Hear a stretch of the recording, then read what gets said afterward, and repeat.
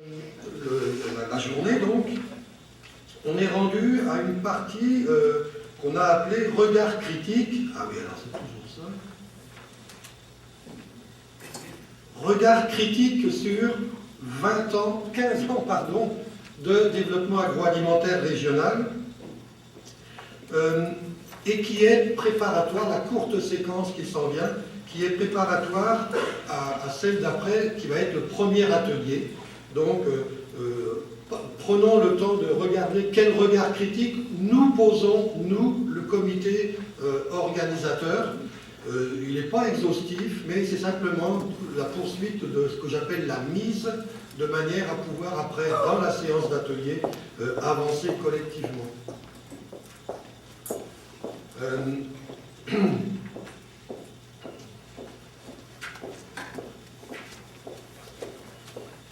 Donc je vais plutôt m'attacher à reprendre des éléments et puis les remettre en perspective. La première, on l'a vu, c'est, je crois, Sébastien, si le début de la concertation des acteurs remonte à une quinzaine d'années, il faut voir combien elle s'est accélérée. Et puis d'une logique d'échange de points de vue, à l'origine c'était ça. Peut-on échanger nos points de vue sur telle affaire et telle autre? Ben, elle est devenue une dynamique de construction commune. Et ça change considérablement, c'est plus énergivore, certes, mais ça change considérablement la capacité d'avoir des résultats. Et puis, le PDAR, donc le plan de développement agroalimentaire régional, illustre parfaitement cette montée en puissance du fait régional, de l'identité régionale, laquelle s'établit sur la base d'une vision partagée. Alors, le PDAR, actuellement, on en parle énormément, bien évidemment, dans nos groupes de travail. Il n'est pas parfait, il recèle un certain nombre d'imperfections, mais en revanche, il nous paraît très encourageant pour l'avenir. Ainsi, par exemple, il nous permet d'identifier des interlocuteurs qui agissent dans chacun des territoires, bien évidemment dans le champ agroalimentaire. Et cette identification, c'est le préalable aux échanges, et les échanges permettent bien évidemment le transfert d'informations, le transfert d'idées, et donc ça nourrit l'inspiration de chacun à partir de ce que fait le voisin ou d'autres collègues. Alors, énormément de comités, toujours le mot comité a tendance à faire peur, oui, ça gruge du temps, mais par contre, c'est accélérateur. Alors, il y a un certain nombre de comités qui ont été mis en œuvre. Deux types de comités. Il y a les comités permanents. Sébastien parlait de l'axe citoyen-consommateur. Pierre a évoqué l'axe production agricole. Roger, l'axe transformation agroalimentaire. Il y a l'axe diversification et circuits courts. J'en oublie un peut-être. Non. J'ai dû faire le tour. Donc ça, c'est des comités permanents. Puis à côté de ça, il y a des comités plus temporaires, plus ponctuels, plus ad hoc, qui permettent la réalisation de projets et donc qui permettent justement de mesurer les avancées.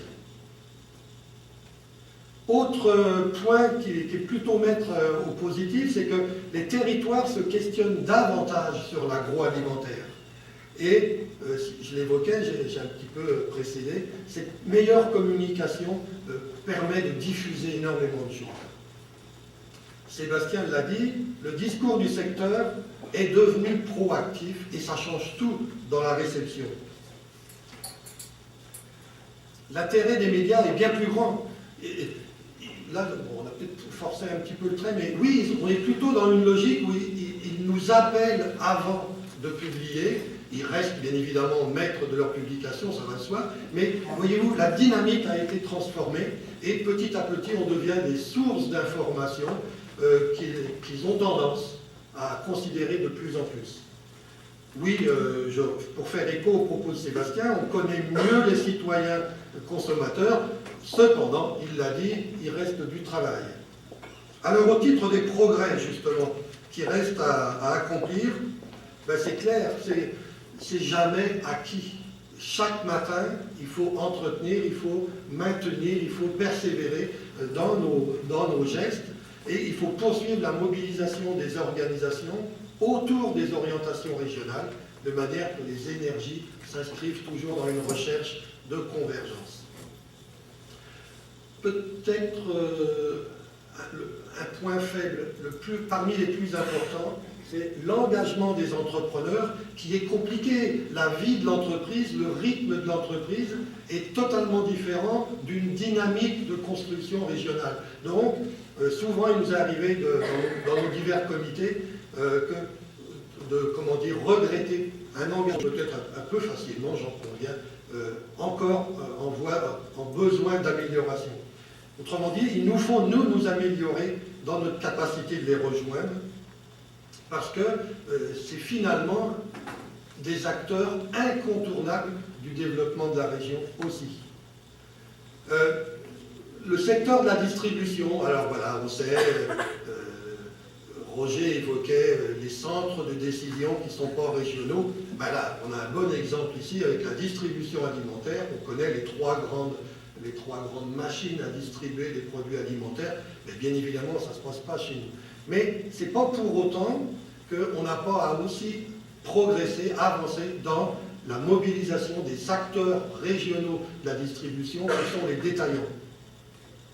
Et puis les entreprises à petit volume, les petits pots évoqués tantôt par Sarah. Bon, ben, ces entreprises à petit volume, la mise en marché reste une complication de tous les jours, et il nous semble qu'il y a à avancer dans une démarche un peu plus collective. Les maillages entre entreprises également sont toujours à améliorer de manière à favoriser de nouvelles occasions d'affaires, de nouvelles entreprises, co-entreprises, de manière à toujours, en accord avec la demande du marché, venir faire une nouvelle offre. Les relations entre l'échelon local, dans notre jargon qu'est la MRC, et l'échelon régional, ben c'est pareil.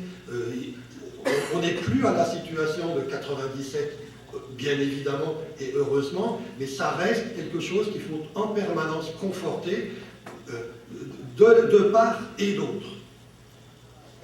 Alors, quelques pistes pour l'avenir. Oui, je l'évoquais avec la mise en marché. Est-ce qu'on est prêt? Est-ce qu'on est mûr? Est-ce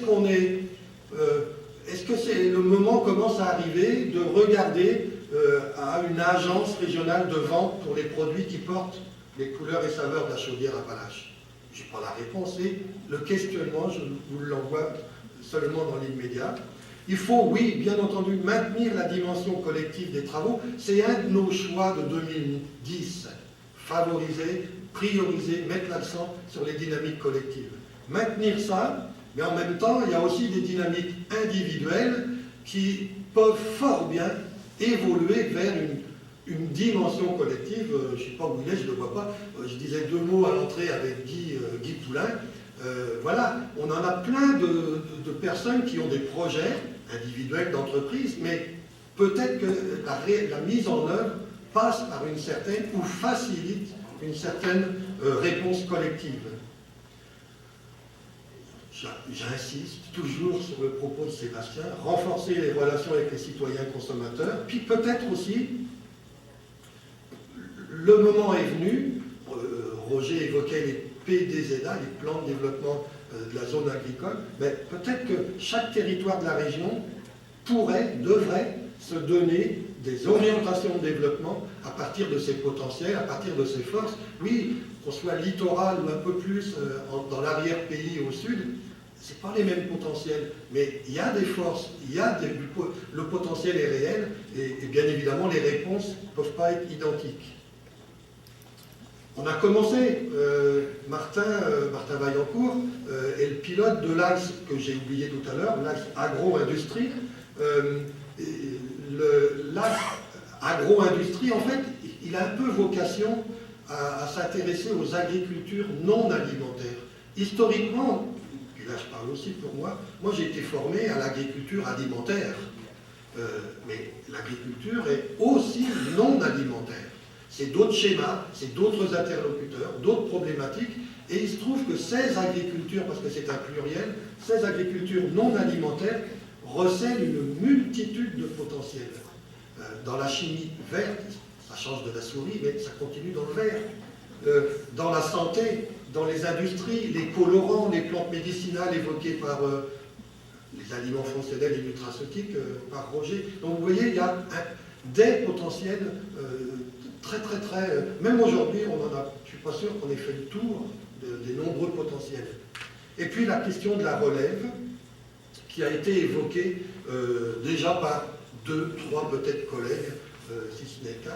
Donc voilà, c'est rapide, ça se veut, ce regard très rapide sur 15 années, bien évidemment il est partiel, on a dû faire des choix, on n'a pas 3 jours pour le faire, il est beaucoup plus riche que ça, mais on voulait commencer la journée par cette série un petit peu rapide, un petit peu bousculée d'informations, et informations que vous retrouvez très résumées dans votre document qui vous a été remis au début de la journée, à votre arrivée.